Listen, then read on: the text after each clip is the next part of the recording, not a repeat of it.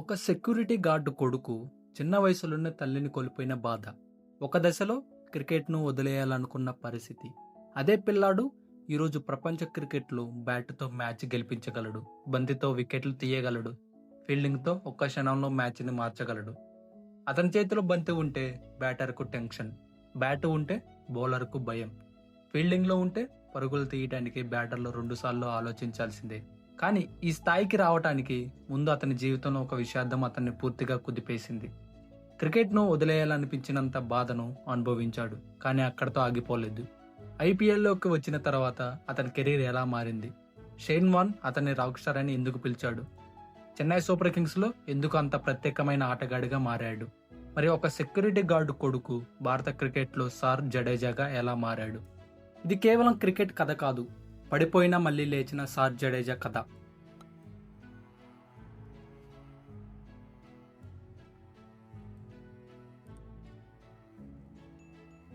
Ravindra Jadeja 1988 December 6న గుజరాత్లోని నవగాంలో జన్మించాడు. జడేజా తండ్రి ఆండ్రూజ్ సింగ్ జడేజా ప్రైవేట్ సెక్యూరిటీ ఏజెన్సీలో సెక్యూరిటీ గార్డుగా పనిచేశారు. తల్లి లతా జడేజా హాస్పిటల్లో వర్క్ చేసేవారు.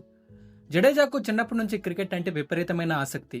ఎలాగంటే ఒకరోజు స్కూల్కి వెళ్ళకపోతే ఎక్కడ క్రికెట్ ఆడకుండా ఉండాల్సి వస్తుందని డైలీ స్కూల్కి వెళ్ళి క్రికెట్ ఆడేవాడు. జడేజా జీవితంలో అత్యంత బాధాకరమైన సంఘటన ఏమిటంటే అతని తల్లి మరణం.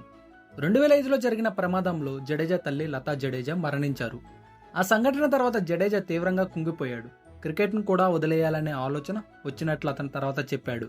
కానీ అతని తల్లి తన కొడుకు క్రికెట్లో ఎదగాలని కోరుకున్న కల జడేజాను మళ్ళీ ముందుకు నడిపించింది. ఆ రోజు నుంచి క్రికెట్ అతనికి కేవలం ఆట కాదు, తన తల్లి కలను నెరవేర్చే బాధ్యతగా మారింది. ఇక్కడి నుంచే జడేజా జీవితంలో ఒక కొత్త అధ్యాయం మొదలైందని చెప్పాలి. జడేజా తన ప్రతిభను గుజరాత్ జూనియర్ క్రికెట్లో చూపించడం మొదలుపెట్టాడు. అతని ప్రత్యేకత ఏమిటంటే అతను కేవలం బ్యాటర్ కాదు, బ్యాటింగ్ చేయగలడు, బౌలింగ్ చేయగలడు, ఫీల్డింగ్లో అద్భుతంగా చేయగలడు. అంటే చిన్నప్పటి నుంచి అతనిలో ఒక ఆల్రౌండర్ కనిపించాడు. 2006 ఇండియా అండర్-19 జట్టులోకి వచ్చిన జడేజా తన ప్రతిభను పెద్ద వేదికపై చూపించడం ప్రారంభించాడు. ఇంకా అతని పేరు క్రమంగా క్రికెట్ వర్గాల్లో వినిపించసాగింది. అతని ఆటలో ఒక విషయం అప్పుడే స్పష్టంగా కనిపించింది. ఈ అబ్బాయి ఒకరోజు పెద్ద స్థాయికి వెళ్ళొచ్చు. అయితే ఆ అవకాశం త్వరలోనే వచ్చింది. అది ఐపీఎల్. భారత క్రికెట్లోనే కాదు, ప్రపంచ క్రికెట్లో ఒక కొత్త శకం మొదలైంది. Indian Premier League, IPL. ప్రపంచవ్యాప్తంగా ఉన్న స్టార్ క్రికెట్లు ఒకే వేదికపై వచ్చారు. యువ భారత ఆటగాళ్లకు తమ ప్రతిభను ప్రపంచానికి చూపించే అవకాశం వచ్చింది. అలాంటి సమయంలో జడేజాకు రాజస్థాన్ రాయల్స్ జట్టులో అవకాశం వచ్చింది. ఇక్కడే జడేజా కెరీర్కు నిజమైన టర్నింగ్ పాయింట్ వచ్చింది. ఎందుకంటే అతని ఆటను దగ్గరగా గమనించిన వ్యక్తి సాధారణ వ్యక్తి కాదు, Australia legend Shane Warne. Rajasthan Royals కెప్టెన్గా ఉన్న షేన్ వాన్ జడేజాలో ఉన్న ప్రతిభను చాలా త్వరగా గుర్తించాడు. జడేజా వయసు తక్కువ, అనుభవం తక్కువ, కానీ అతనిలో ఉన్న కాన్ఫిడెన్స్, ఆల్రౌండర్ సామర్థ్యం మరియు మ్యాచ్ను మార్చగల శక్తి షేన్ వాన్కు నచ్చాయి. అందుకే జడేజాను అతను ప్రేమగా రాక్ స్టార్ అని పిలిచాడు. ఇది జడేజాకు కేవలం ఒక నిక్నేమ్ కాదు, అది అతని ఆటపై వచ్చిన పెద్ద ప్రశంస. జడేజా బ్యాటింగ్లో పరుగులు చేయగలడు, స్పిన్ బౌలింగ్తో పరుగులను కట్టడి చేయగలడు, ఫీల్డింగ్లో రన్స్ను ఆపగలడు. అంటే ఒక ఆటగాడితో 3 పనులు. ఇదే ఐపీఎల్లో అతని విలువను పెంచింది. అతను పెద్ద స్టార్గా ఒక్క రోజులో మారలేదు, కానీ ప్రతి సీజన్తో, ప్రతి మ్యాచ్తో తన ఆటను మెరుగుపరుచుకున్నాడు. ఐపీఎల్లో జడేజా ప్రయాణం కూడా చాలా ఆసక్తికరంగా సాగింది. రాజస్థాన్ రాయల్స్ తర్వాత అతని కెరీర్లో అతిపెద్ద అధ్యాయాల్లో ఒకటి మొదలైంది, చెన్నై సూపర్ కింగ్స్. 2012లో చెన్నై సూపర్ కింగ్స్ జట్టులోకి వచ్చిన జడేజా ఆ జట్టుతో తనకు ప్రత్యేకమైన అనుబంధాన్ని ఏర్పరచుకున్నాడు. సిఎస్కే అంటే ఎంఎస్ ధోని, ధోని కెప్టెన్సీలో జడేజా ఆట మరింత పెరిగింది. జడేజాపై ఉన్న అంచనాలు పెరిగాయి.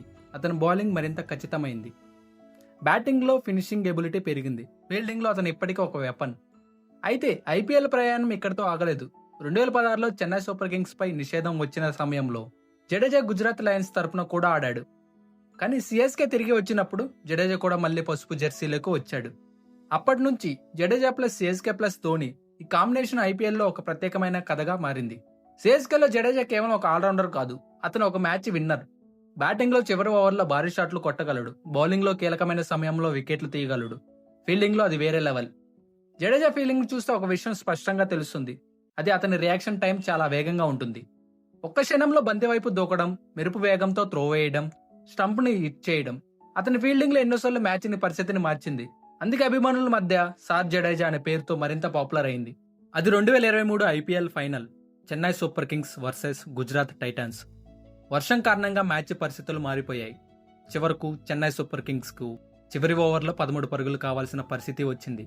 గ్రీజులో జడేజా, బౌలర్ మోహిత్ శర్మ. ఇంకా మ్యాచ్ పూర్తిగా టెన్షన్లో ఉంది. ఒక్కో బంత్ ఒక్కో పరుగు, ఒక్కో క్షణం మ్యాచ్ ఫలితాన్ని మార్చే స్థితి. చివరి 2 బంతుల్లో చెన్నై సూపర్ కింగ్స్కు 10 పరుగులు కావాలి. ఇక్కడ చాలా మంది మ్యాచ్ అయిపోయింది అనుకున్నారు. కానీ గ్రీజులో ఉన్నది జడేజా. 5వ బంతి 6. ఇప్పుడు చివరి బంతికి 4 రన్స్. జడేజా ఆ బంతిని బౌండరీకి పంపించాడు. ఒక్క క్షణంలో మ్యాచ్ పరిస్థితి పూర్తిగా మారిపోయింది. చెన్నై సూపర్ కింగ్స్ విజయం సాధించింది.